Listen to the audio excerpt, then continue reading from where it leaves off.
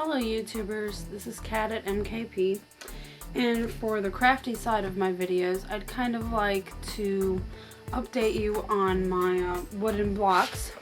I have tons of them, as you can see. I had done a vlog asking people if they had any ideas of what I could do with them.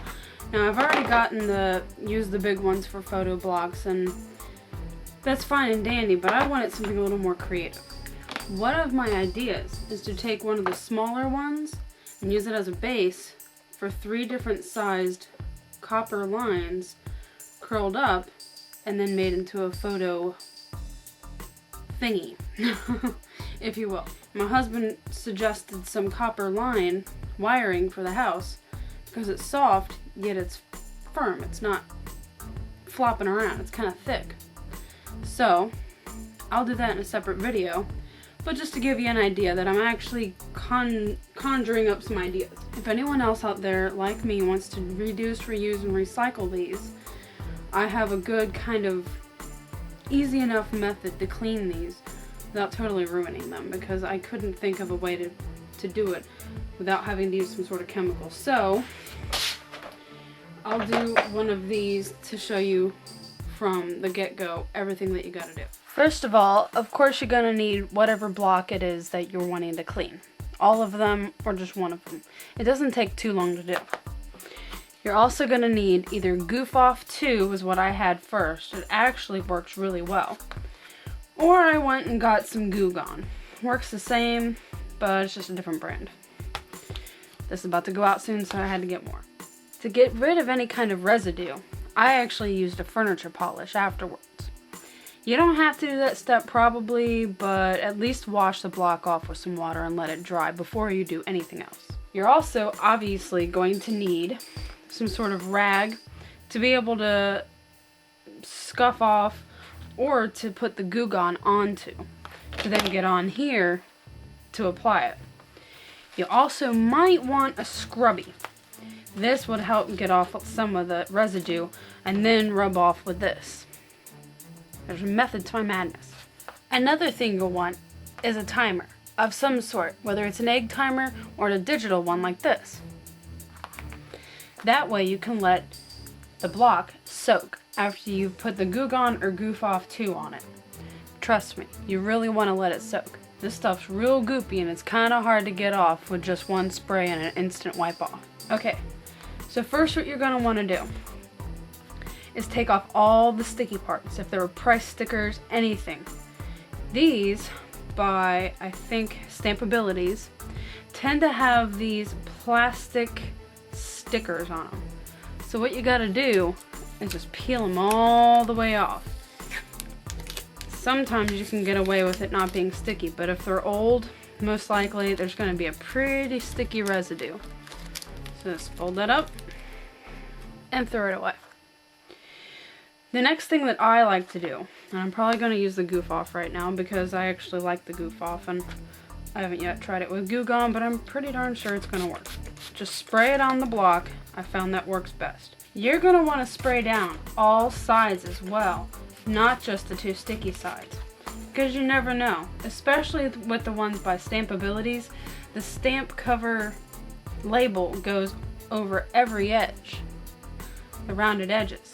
So you're probably going to want to spray down every single surface just to be sure everything's off. Let it sit there literally for 2 or 3 minutes, maybe even 5. Put on a timer, whatever it is you need to, and come back to it.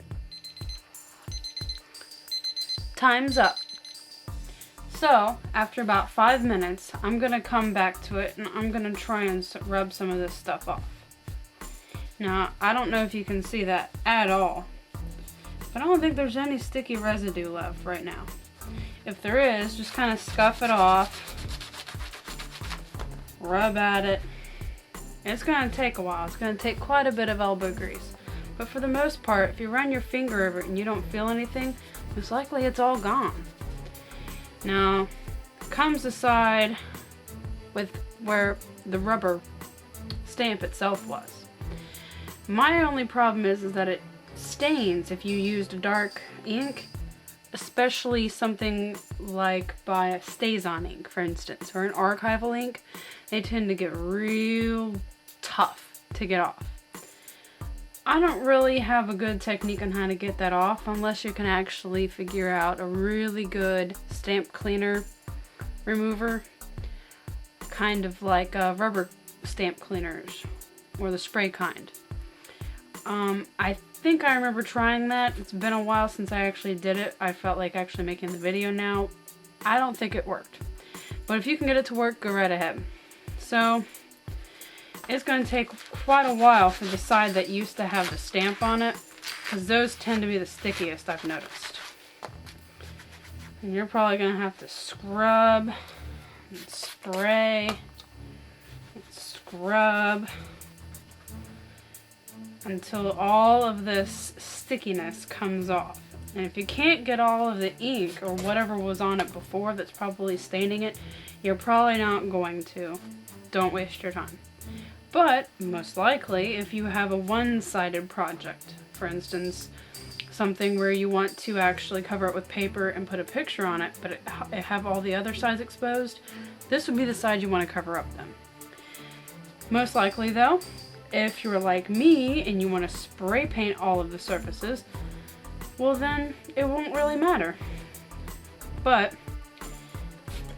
it's probably going to take a while to really get all of this stuff off. But as you can see, for the most part, it's coming clean pretty quick.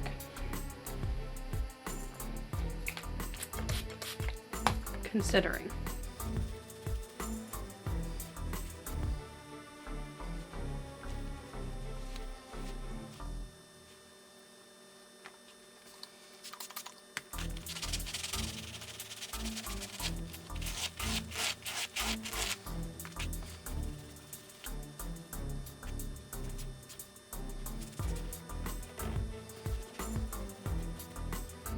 When you're finished, the outcome would be something like this.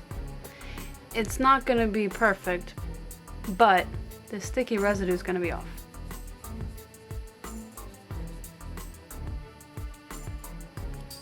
You shouldn't be able to hear any tackiness at all, and you wouldn't feel it either.